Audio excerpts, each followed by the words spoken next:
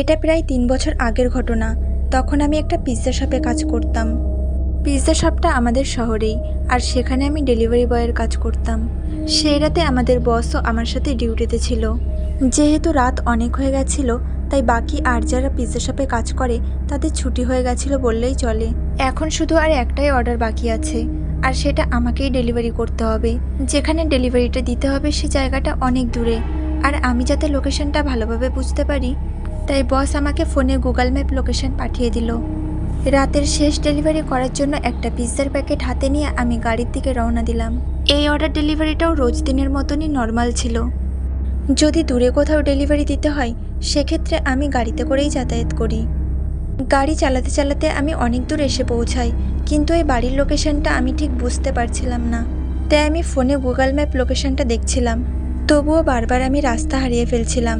ওই বাড়িটা আমি খুঁজে পাচ্ছিলাম না। বস আমাকে অ্যাড্রেসের সাথে সাথে ফোন নাম্বারও দিয়েছিল। আমি সেই নাম্বারটাতে কল করলাম। বেশ অনেকক্ষণ রিং হওয়ার পর ওপাশ থেকে একজন কল রিসিভ করলো। হ্যাঁ বলুন। যে কলটা রিসিভ করেছিল তার গলার আওয়াজটা অনেক ভারী ছিল। ওনার কথা শুনে মনে হচ্ছিল উনি খুবই শান্ত প্রকৃতির। আমি ওনাকে বললাম, স্যার আপনি একটা পিৎজা অর্ডার দিয়েছিলেন, কিন্তু আমি আপনার বাড়িটা খুঁজে পাচ্ছি না। আপনি যদি দয়া করে আপনার লোকেশনটা দেন তাহলে আমার খুঁজতে অনেক সুবিধা হবে। লোকটা তখন ভারী গলায় আমাকে তার বাড়ির লোকেশনটা বলে দিল, আর আমিও ওই লোকেশন ধরে গাড়ি চালাতে থাকলাম। খুব সহজে ঠিক 5 মিনিটের মধ্যে আমি ওনার বাড়ির সামনে পৌঁছে যাই।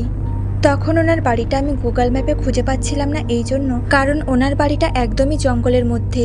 আশেপাশে বা দূর পর্যন্ত অন্য কোনো বাড়িঘর নেই। গাড়ি থেকে নেমে দরজার সামনে এসে ডোরবেল বাজিয়ে আমি ওই লোকটার জন্য অপেক্ষা করছিলাম। বেশ কিছুক্ষণ পর দরজার ওপাশ থেকে একজন দরজা খুলল। যদিও আমি তার পুরো মুখটা দেখতে পারছিলাম না, কারণ উনি ওনার মুখটা একটুই বার করেছিল। উনি ওনার একটা চোখ দিয়েই আমার দিকে তাকিয়েছিল। যাই হোক, আমি ওনাকে বললাম, স্যার আপনার পিৎজা। উনি আমাকে উত্তর দিল। ও হ্যাঁ, পিৎজা। উনি ব্যাস আমাকে এইটুকুই বলল। এরপরে না উনি আমার হাত থেকে পিৎজা নিল, আর না আমাকে অন্য কোনো কথা বলল। উনি শুধু ওখানে দাঁড়িয়ে থেকেই আমার দিকে তাকিয়েছিল। উনি আমার সাথে আর কোনো কথাই বলছিল না, আর আমিও বুঝতে পারছিলাম না যে আমি ওনাকে কী বলবো। সেখানে বেশ কিছুক্ষণ একটা নিস্তব্ধতা তৈরি হয়েছিল। এই নিস্তব্ধতা আমার একদমই ভালো লাগছিল না, তাই সেটা কাটানোর জন্য আমি ওনাকে বললাম, স্যার আপনি কি অনলাইন পেমেন্ট করবেন না ক্যাশ পেমেন্ট করবেন? লোকটা গম্ভীর আর ভারী আওয়াজে বলল, আমি ক্যাশেই পেমেন্ট করব, তুমি এখানে দাঁড়াও, আমি ক্যাশটা নিয়ে আসছি। এই বলে উনি ঘরের মধ্যে ক্যাশ আনতে চলে গেল। উনি যখন কথা বলল তখন আমি বুঝতে পারলাম যে ফোনে আমি যেই লোকটার সাথে কথা বলেছিলাম ইনিই সেই লোকটা। ওনার গলার আওয়াজটা খুবই ভারী, যেন মনে হয় অনেক গভীর থেকে আওয়াজটা উঠে আসছে। আমি ওই লোকটার জন্য বাইরে অনেকক্ষণ দাঁড়িয়েছিলাম, কিন্তু উনি টাকা নিয়ে আসতে খুবই লেট করছিল। তাই আমি ওনার ঘরের মধ্যে ঢুকে গেলাম। ওনার ঘরে ঢুকেই আমি দেখলাম চারিদিকে অনেক নোংরা আবর্জনা ছড়ানো আছে, আর সেগুলো থেকে অনেক দুর্গন্ধও বের হচ্ছিল। ওনার ঘরের মধ্যে যেসব জিনিসপত্র ছিল সেগুলোও অনেক পুরনো, আর ঘরের মধ্যে পুরনো দিনের গানও বাজছিল। ওনার ঘরটা বেশ বড়, আর ঘরের মধ্যে অনেকগুলো রুম আছে। আমার হঠাৎ এমন মনে হলো যেন ওনার রুম থেকে কোনো পচা মৃতদেহের গন্ধ ভেসে আসছে। আমি বুঝতে পারছিলাম না যে এখন আমার কি করা উচিত। আমি তার জন্য বেশ কিছুক্ষণ অপেক্ষা করে আছি, কিন্তু তার দেখা নেই। বেশ কিছুক্ষণ অপেক্ষা করার পর আমি ওনাকে আওয়াজ দিলাম, স্যার আমার অনেক লেট হচ্ছে, আপনি একটু প্লিজ তাড়াতাড়ি পিৎজাটা নিয়ে আমার পেমেন্টটা করে দেবেন। এরই মধ্যে ওই লোকটা বলে উঠল, হ্যাঁ আমি তোমাকে এখনই পেমেন্ট করে দিচ্ছি, কিন্তু তার আগে তুমি কি একটু আমার রান্নাঘরে আসতে পারবে? আমার একটু তোমার সাহায্যের দরকার আছে। লোকটা আমাকে ওনার রান্নাঘরের মধ্যে যেতে বলছিল।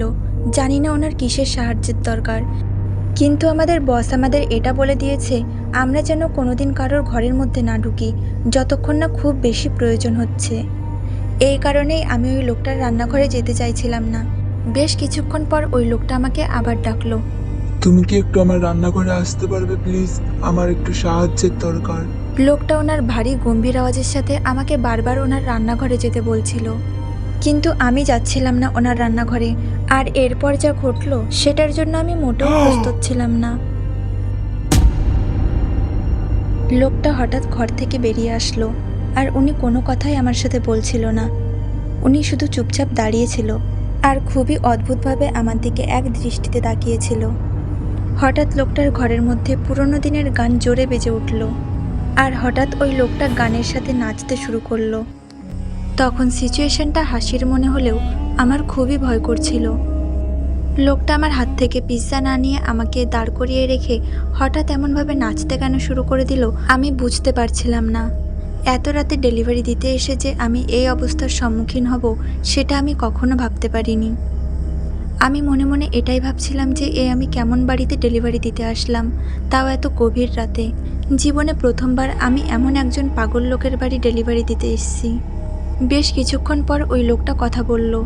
উনি আমাকে বলল, আমি তোমাকে কতবার ডেকেছি যে একটু রান্নাঘরে আসো, আমার একটু সাহায্যের দরকার, কিন্তু তুমি আসলে না, তাই এর শাস্তি তুমি অবশ্যই পাবে। এবার ও হাতে একটা চাকু নিয়ে আমাকে ইশারা করে ওর কাছে ডাকছিল।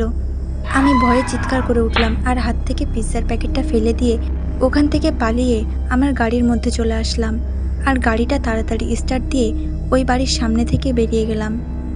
রাস্তায় যেতে যেতে আমি আমার বসের কাছে ফোন করলাম আর ওনাকে সমস্ত ঘটনাটা বললাম। আমার কথা শুনে আমার বস আমাকে তাড়াতাড়ি পিৎজা শপে পৌঁছে যেতে বলল। গাড়ি চালাতে চালাতে আমি এটাই ভাবছিলাম, ওই লোকটার উদ্দেশ্য পিৎজা কেনা ছিল না, ওনার উদ্দেশ্য ছিল কাউকে শিকার বানানো, আর সেই শিকার উনি আমাকেই বানাতে চেয়েছিল। পিৎজা শপে ফিরে এসেই আমার বস আমার থেকে ওই ঘটনাটা আবার প্রথম থেকে জানতে চাইল। বসকে আমি প্রথম থেকে ঘটনাটা আবার বললাম। প্রথমে তো আমি ভাবছিলাম যে আমার বস হয়তো আমার উপর রাগ করবে ডেলিভারিটা ঠিকমতো না পৌঁছানোর জন্য, কিন্তু আমার বস আমার উপর একটুও রাগ করলো না। উনি আমার সিচুয়েশনটা বুঝতে পারল। উনি আমাকে এবং পিৎজা শপের বাকি কর্মচারীদের ভালোভাবে বুঝিয়ে দিল আমরা যেন কোনোদিনও ডেলিভারি করার সময় কারোর ঘরের মধ্যে না ঢুকি, আমরা যেন দরজার বাইরে থেকেই ডেলিভারিটা কমপ্লিট করি। আমি আজও ভাবি সেদিন যদি আমি ওখান থেকে না পালাতাম তাহলে ওই লোকটা আমার সাথে কী করতো।